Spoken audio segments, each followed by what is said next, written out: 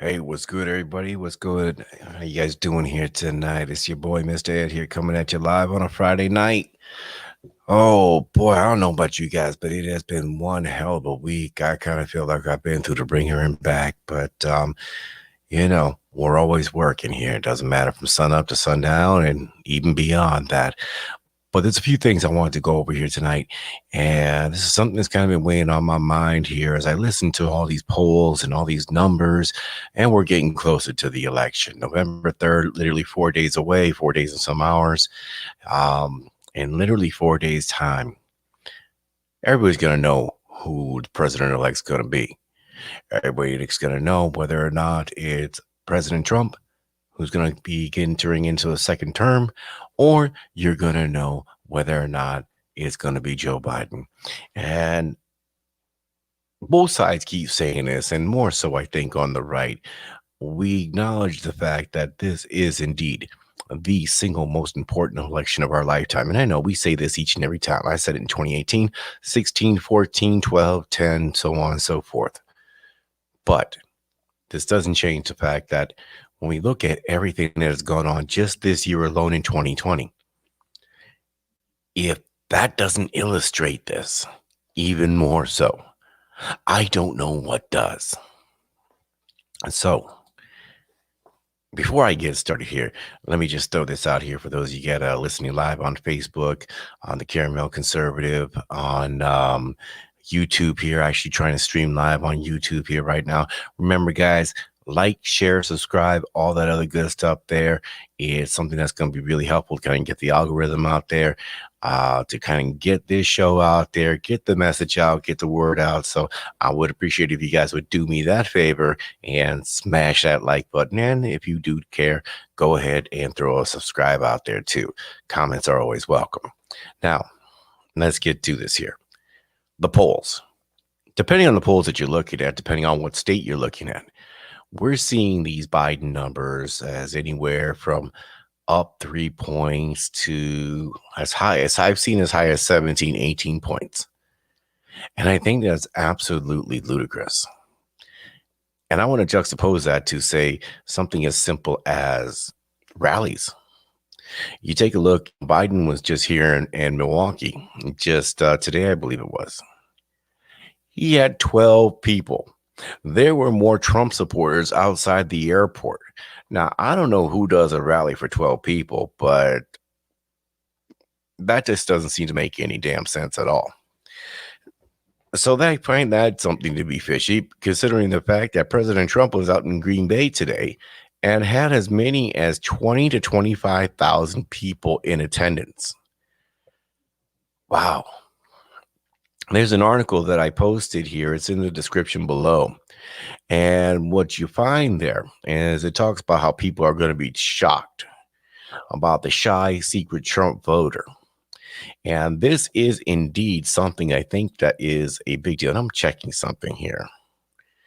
We always got to check several different things. Normally, I would have... normally a lot of things would happen. Well, anyway,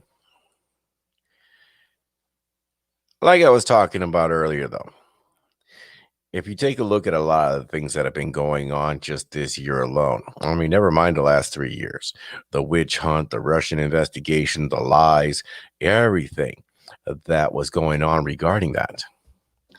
But take a look at what happened this year alone. Everything from the riots to the looting, the burnings. I mean, it's just absolutely ridiculous.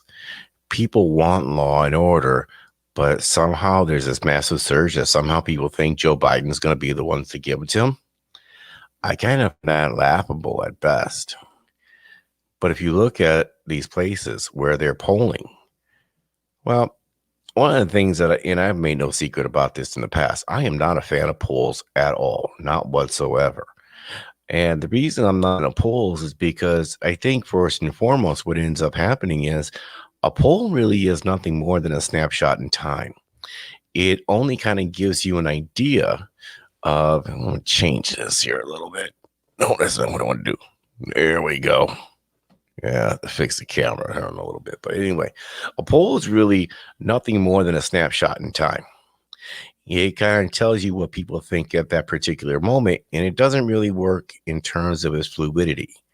And of course, when we take a look at what's going on with the mainstream media, I mean, hell, they're not even covering the Hunter Biden stories, which between Hunter Biden, Joe Biden, his involvement, and his brother Jim Biden, this is something that should be highly, highly damaging Joe Biden's presidential hopes. Um, I don't see how it's not, other than the fact that it can only be explained away that the mainstream is running cover for Joe Biden. They're not running the stories. They're not running any of the stuff. They're saying things like it's Russian disinformation and they can't verify it, even though it's probably true. Probably true. But you notice they ran every damn story without verification regarding President Trump, whether it be Stormy Daniels, whether it be the whole Steele dossier. Take your pick, any accusation that was out there, anything that it didn't even have to be verified, and they ran with it. Okay. And so that should tell you something right there.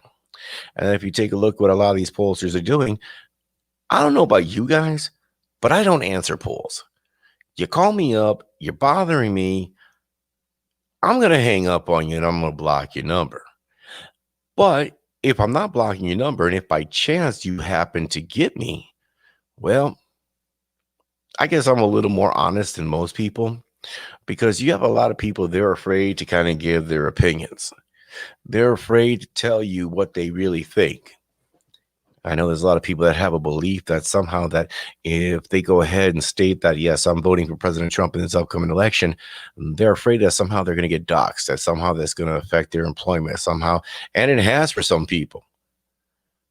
A friend of mine, Paris Picopus, he had a young lady on his show the other night who was working in her job. She went to a Trump rally, or I think it was a Trump rally, whether it be a Trump rally or any other kind of rally. But the fact of the matter is that somebody ended up posting negative reviews on her employer's website, and she ended up being terminated as a result of that.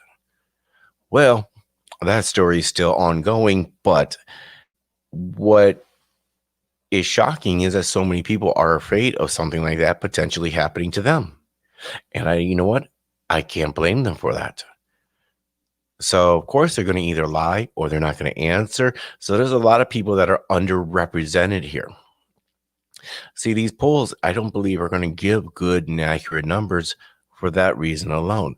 But let's add in a few other unknown factors too. So, with all the riots and all the looting and all the nonsense, and you got the fires out in California, you got Antifa acting like a bunch of idiots out on the West Coast. And then, of course, all your major cities, there's some type of stuff going on, whether it's Minneapolis, Nashville, Milwaukee, you name it. And then you couple all that with the horrendous tax rates of these Democrat run cities and states to a greater degree. You have this mass exodus of people that are leaving their state and they're moving elsewhere to greener pastures. Now, the one thing that I would ask, and other people, I'm sure I've seen this here many times, is that if you're leaving from one state because of their poor economic policies, their tax policy, the homeless issues, all the other stuff, you're on an exodus. You are leaving that state to go to a better place. You're not a missionary going to spread the word of liberalism. So my fear on the onset, and there's people talking about, Texas is a potential toss-up state. Well, you know what? If you get enough people from California out in Texas, it's very possible that it could at some point turn into a toss-up state. But at the same time, if enough people in California get ticked off, well, I could see people turning California into a toss-up state. There are a lot of unknown variables going on right now. There's a lot of things we don't know. Here's another good one. Here in the state of Wisconsin, and I'm very critical of the state Republican Party. I think the state Republican Party, and as a matter of fact, any affiliated Republican organization within the state of Wisconsin is a freaking joke. And I'll tell you why. See, One of the things that I'm seeing in areas where they believe they have a stronghold in whatever county you may be, like our county has always been, the county I'm currently in, has been a reliably red county. Well, I'm telling you, and I've told people this for quite some time. Ever since all the signs, all the yard signs have popped up, all the flags have popped up, we are seeing more Biden signs now here in 2020 than we have in 2016 for Hillary signs. Now, I get it. There's two things. I mean, number one, Joe is definitely a more likable person than Hillary Clinton. Hillary Clinton, I think everybody despised her, whether it be on the right, whether it be on the left. People hated the woman. I think she even hated herself. But the other thing is that there's a lot of people that have left the inner city hoping for better schools, hoping for better taxes. And they left and they came out to the rural areas of Wisconsin.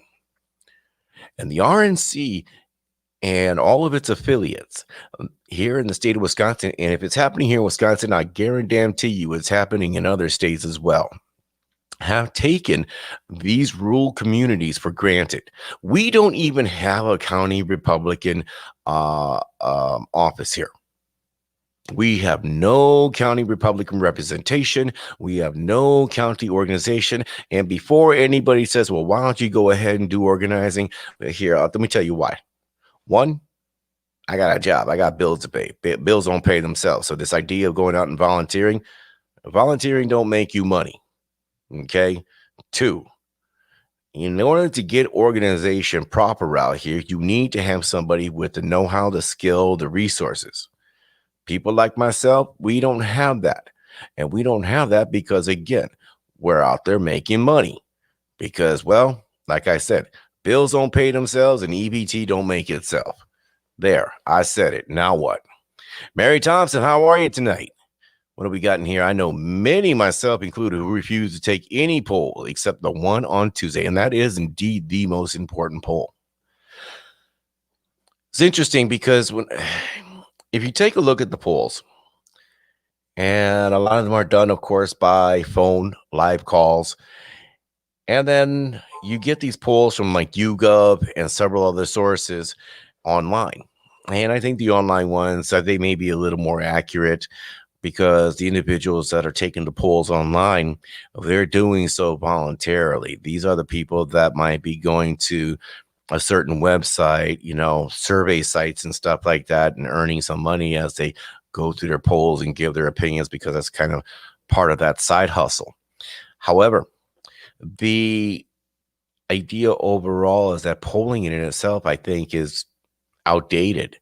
And there's a lot of other people. The Trafalgar Group will be the first one to tell you that, especially in how they ask the questions. And I think they have perhaps the most unique approach in it, in not asking who are you going to vote for, but who do you think your friends and neighbors are going to vote for? And what makes it interesting is Trafalgar got it right back in 2016. Trafalgar got it right in 2016, and there was another professor that got it right, and he's the guy who's saying right now that Trump has a 91% chance of winning the presidency.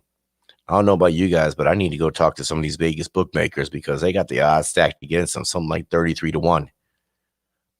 Well, you know what? If I throw $100 down on it, I'm gonna make some money there. I'm paying my mortgage for a few months on that one. But don't trust the polls. That's kind of really where it's at. The bottom line is the polls are only going to give you a snapshot in time. Everything is out of the norm. Back in 2016, you had a lot of people that were very skittish, unsure of President Trump, and Trump is now not the unknown variable. We know who Trump is. We know what Trump is about. He has laid out his vision. He has laid out his plan. Whereas in 2016, he may have said a number of things. However, back in 2016, there was a lot of people, myself included, that were very dubious about him. As far as I was concerned, he was a liberal, but he just happened to say a lot of things that happened to him. Shannon, how are you tonight? Good to see you. 2020, though, we know who Trump is. It's 2020. We know who Joe Biden is. We know who Joe Biden was in 16. We knew who he was in 12. We knew Joe Biden for quite some time. And we knew Joe Biden was a POS. Everybody knew it. Yeah, I mean, I remember the name back in the late 90s, Crazy Uncle Joe. He was kind of like the uncle that you invited to dinner, but nobody wanted to acknowledge, and everyone kept their kids away from. Now I know why. Dudes running around sniffing children like they're flowers in the meadow. Shannon mentioned here, I agree the polls are wrong, and the mainstream media is a bunch of corrupt liars. Yes, and like I was talking about earlier, they're definitely running cover. They're hiding a lot of these stories. They're not covering the stories. And I saw an article earlier tonight where they were literally trying to say, this is why we're not covering the story, because it can't be verified. Again, the Steele dossier couldn't be verified, but decided to run with that anyway. By the way, as one of my favorite YouTubers would say, now's your time to enjoy your favorite beverage and listen. There's a guy who narrates these stories, and he's got this magnificent voice. Absolutely incredible, though. But like I said, the polls are about a joke at this particular point. Things are going to be changing so rapidly. And when you take a look at what's happened over the summer between the riots, you would have swore up and down that there was no way in hell anybody on the left could possibly win. Running on the platform of let's cover for Antifa, running the pro-abortion ticket, running on this idea that somehow, some way, we're going to go ahead and just tax and spend, tax and spend, tax and spend. I find it absolutely ridiculous. The idea that Bobby expand on that there. Bobby, the IT guy. This is garbage. Break it down, brother. Break it down. But I find it absolutely ridiculous that anybody like, you know what? Yeah, go ahead. I'll vote for you. Go ahead and tax me to death. That's what I want. Bobby, the IT guy. That actually sounds like a cool name. Is it the IT guy or is it the it guy? I don't know. Well, break it down for me, Bobby. This is garbage. I always find it interesting when an individual posts a comment on there because I don't know which way to go with it. Because he could be saying that what I'm saying is garbage, or he could say the idea of the polls being garbage. Which one is it? But I don't want to go too long here on this podcast. Like I said, it has been one hell of a week. We've got Halloween coming up here tomorrow. For those of you guys that are doing trick-or-treating, all that other good stuff over the weekend, be safe and all that other goodness. And like I said, be very cautious on what you're seeing in the polls. Don't let it demotivate you. I think the president said it best in Green Bay earlier today. The idea that, you know what, if he was 3 points down, 3 points up, that's believable. But the idea of 17 points, absolutely absurd. I think, too, that the other thing that we're seeing here, and we've seen this as it relates to all of the yard signs. Now, where I'm at, there are a lot of Biden signs, but for every Biden sign that you're seeing at least 10 more Trump signs. So we're not worried about that on either side of it. Yes, I've had my yard signs vandalized twice, which of course is a bummer, but I did make police reports. But the other thing is that in other areas, though, there have been a lot of people that have had their stuff vandalized, especially having Trump signs. I was a guy up in Green Bay I heard about. The guy went out bow hunting, and when he came back, he had one of his windows smashed out of his car, and the word racist keyed into his car just because he had a Trump 2020 sticker on his vehicle. Now, mind you, he wasn't in Green Bay itself proper. He was out hunting, probably outside of Green Bay. Yeah, I know, Shannon. I know you just joined up here tonight. We're about 20 minutes right now, though. I'm lucky Hilario's not on here because he'd try to get me to do 2 hours on here. Murray said up here in the Wausau area, is a planned Trump vehicle parade through central Wisconsin. And guess who's copying? Yep, riding with Biden. Plagiarism is Biden's whole stock and trade. That's kind of all he does. Everything from his quotes, everything from his speeches. I mean, hell, he ran in 88, and that's the reason why he didn't, he got drummed out, which does beg the question. If you were drummed out for something like that in 88, why the hell are you the 2020 candidate? It is kind of fascinating when you think about the the the weak field that they have there. I mean, like it is a sad, sad, pathetic bunch of people. Shannon mentioned here also for every yard without a sign, you can bet at least half of those people are the silent majority. And well, that's the other thing too. How many of these people do you think are indeed the silent majority? How many people of these people do you believe that are Trump supporters, but they just don't want to put a yard sign out there because for whatever reason, they don't want anyone vandalizing their home. They don't want anybody, you know, giving them any grief. They keep their politics very close and personal. Yeah, like I've known folks that it's like they don't talk politics at all. And the people they do talk politics to, those are like very, very close friends. And you kind of know their leanings, but they never can just blurt it out to anybody either. And I think they don't blurt it out because I think partially because of, say, their job, for example, they cater to people that it doesn't matter if you're left, right, whatever. People spend money across the political spectrum.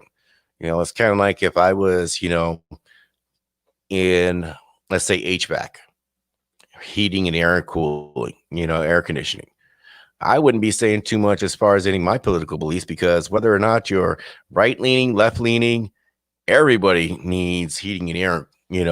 So my thing would be, you know what? I don't care who you're voting for. As long as your money's good, we're good. Let's see here. Shannon also mentioned, right, I just wanted a YouTube clip with Johnny Carson telling jokes about this very subject. Oh, Johnny Carson was a master back in the day. What I loved about Carson was the very fact that he joked about anything and everything, but he didn't take it too seriously. And even the audience didn't take it too seriously. And I think it was great that he could have people from both sides of the aisle and just have that civil conversation.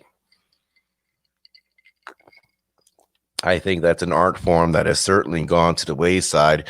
And thankfully, is making somewhat of a comeback with the advent of Joe Rogan and his podcast. Because, I mean, you take a look at Joe Rogan, he'll talk with anybody, right, left, center. He doesn't care. As long as you're willing to have that intelligent conversation and have your ideas challenged, I think that's a great thing because he gets the ideas out. And I think that's another frustrating thing here, too. When we take a look at what's been happening on social media with this cancel culture, with this, if you say the wrong thing, then you need to be canceled, you need to be whatever.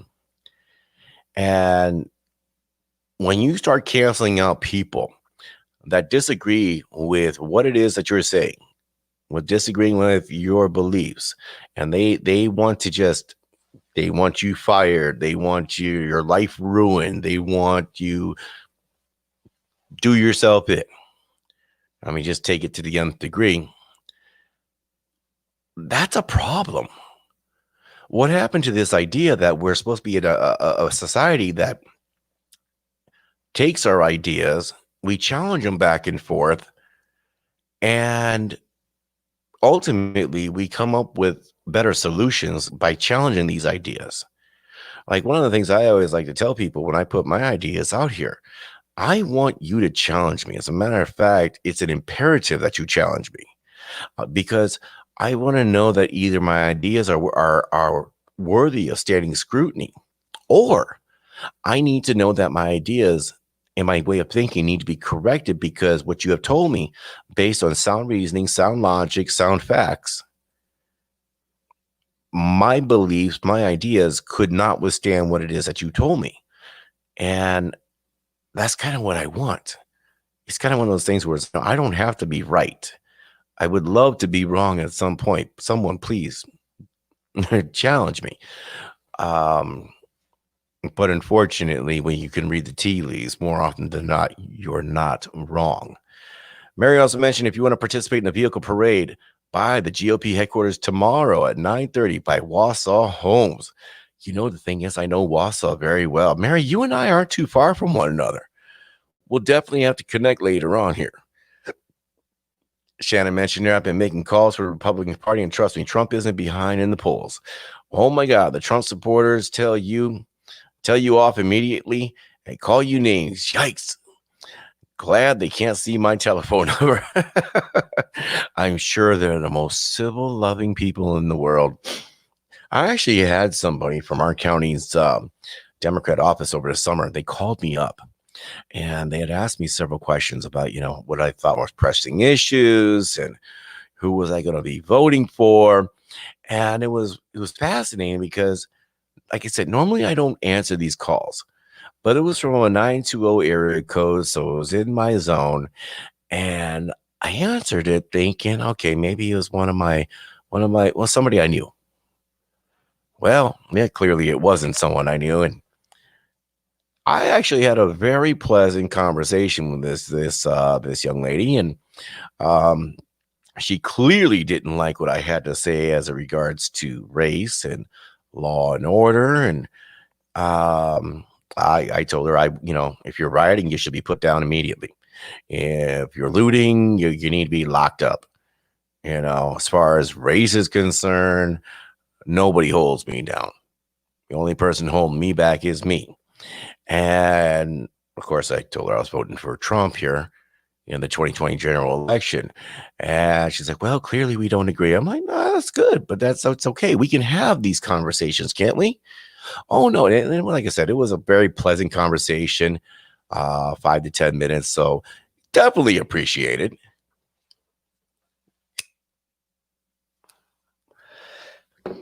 Bobby the IT guy.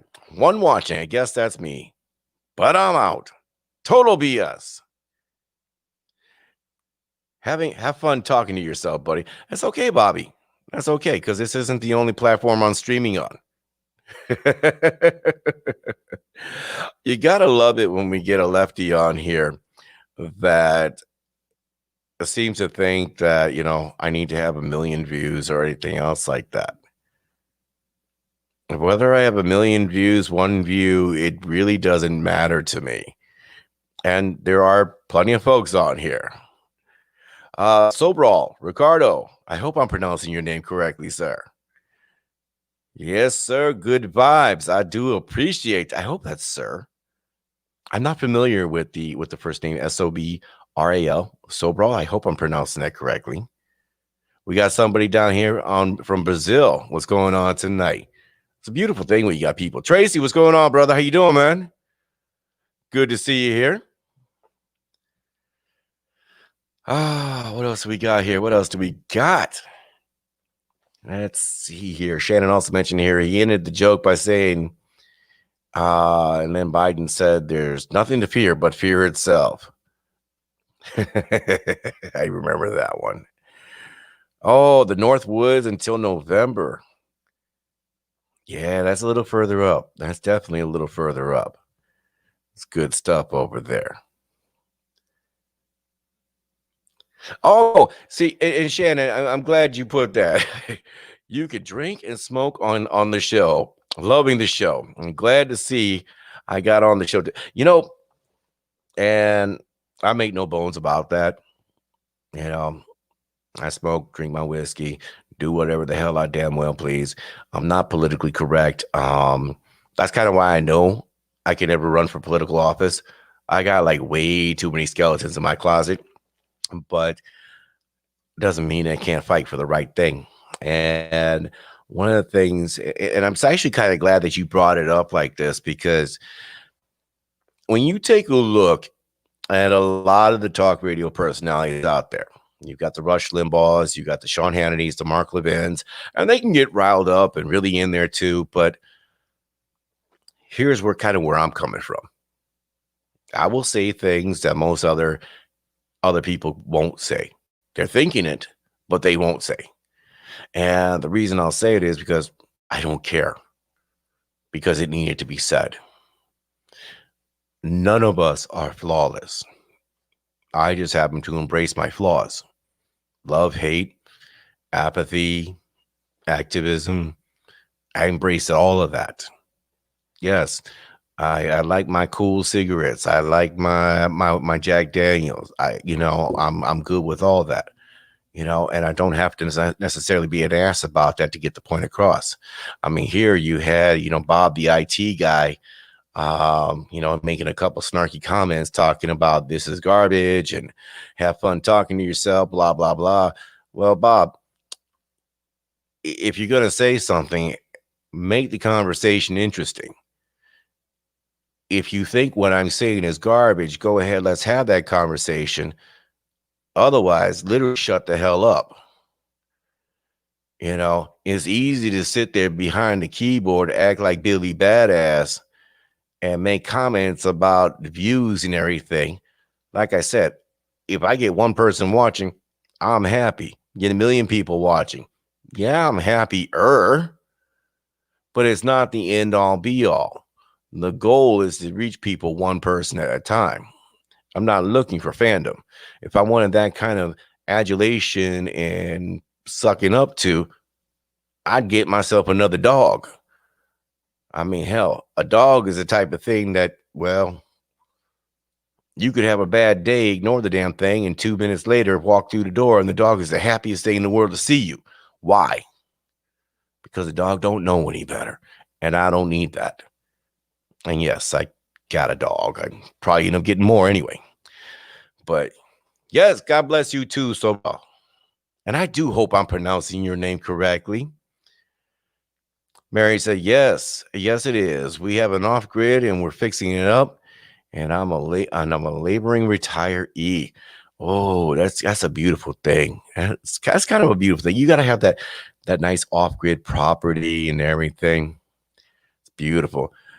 Shannon, there's nothing wrong with being a lightweight. Shannon goes, I smoke cigarettes, LOL, and drink, but basically a lightweight. Drink 4 drinks and you won't get me to shut up. See, and I kind of cap myself. I like to stay around 3 drinks and call it a night. But I also know I'm not 25, so I'm not trying to compete with anybody. And Tracy, that is true to a certain extent. The hell with the skeletons. Here's my issue as far as skeletons are concerned. It's one of those things where it's like, you could get busted for I got caught smoking a joint back in the day. Great. Okay, happens to a lot of people.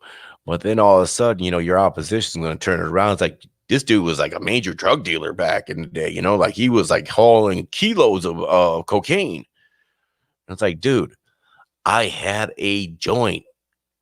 Who said shit about cocaine? Garfield Garza, what's going on tonight, girl? How you doing tonight? Good to see you here.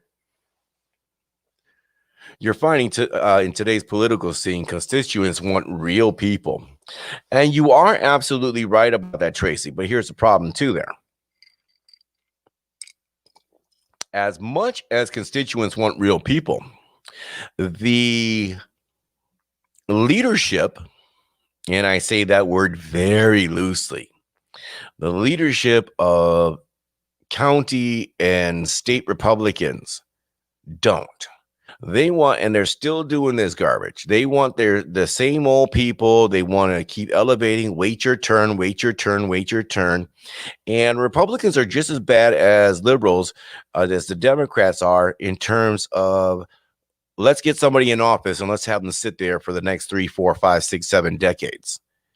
Yeah. How did you get elected, Tracy? That's actually, and you are right about that.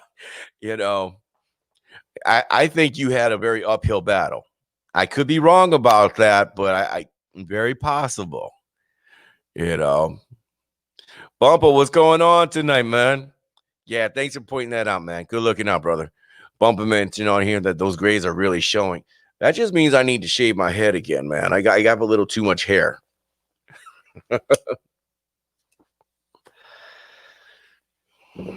Yeah, that's kind of another thing I'm kind of really getting tired of over this whole career politician thing. And I know I'm going on a bit of a tangent here tonight. In our congressional district, we have Glenn Grothman, great guy, good fighter. But He's been in there, what, 20 some years? I, even for a Republican, I think that's way too damn long. I mean, you're a congressman. You're running for office every 2 years. That means at least you're spending half of your career campaigning.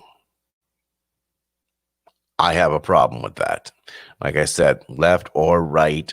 I think once you kind of hit that 10, 12-year marker, it's time to go. Get some fresh blood in there. Shannon mentioned here, Justice Kavanaugh likes beer and he's on the Supreme Court, so who cares what you've done and if you drink. I may have botched the spelling of his name, but I think you might have got it. I think you might have got it. Anyways, you're real and you'd be amazing in office. We all, let's see, where am I at here? Yeah, we all have crap from our past. Yeah, I know that's true, but could you imagine me standing up, giving a speech, cussing someone out? Because I'd probably be the person to do it, but that's a story for another day there. What do you mean there, Bubba? Oh yeah. Yeah. No, and that's kind of it. All the ass kissing. And I think a lot of career politicians, they spend a lot of time doing that. Trace mentioned here, what you see is what you get. I'm a Harley riding, church going, gun toting, tell it like it is kind of guy. And it's funny, I actually had the opportunity to meet Tracy over the summer at the what was it? I forget what year. It was the Wisconsin Conservative Digest Chicken Burn. Had the opportunity to meet him and a lot of other folks. It was really, really cool to meet you guys all there in person for the first time. And yeah, it was absolutely awesome, But anyway, guys, I'm running long. I only meant for this to be like 15, 20 minutes, and now I'm hitting like almost 40. But got a big day tomorrow. Like I said, be safe out there, guys, as far as your trick-or-treating parties, all that other good stuff that you guys want to go to over the weekend for the kids and all that other stuff. Don't go out there panic. If you wear a mask, don't be a mask hole. Just remember, guys, COVID is real, yes, but you don't have to live in fear. That's a big thing to remember.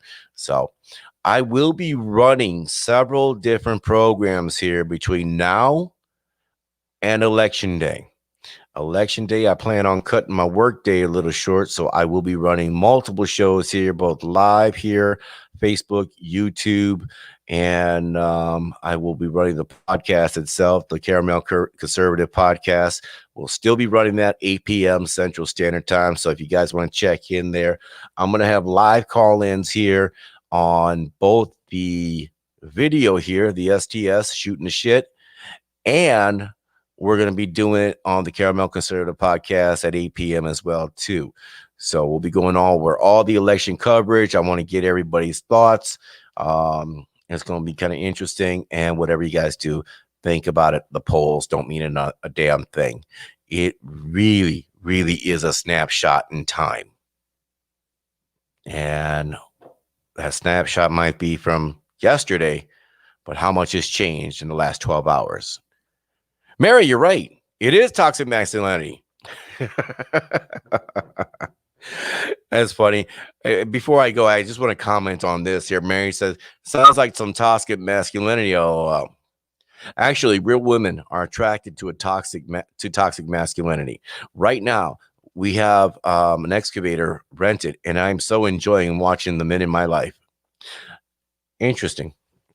And I'm going to comment on the Antifa soy boys and everything, because you got all these girls out there, the white liberal girls from the suburbs, and I've talked about them and I will talk about them later on.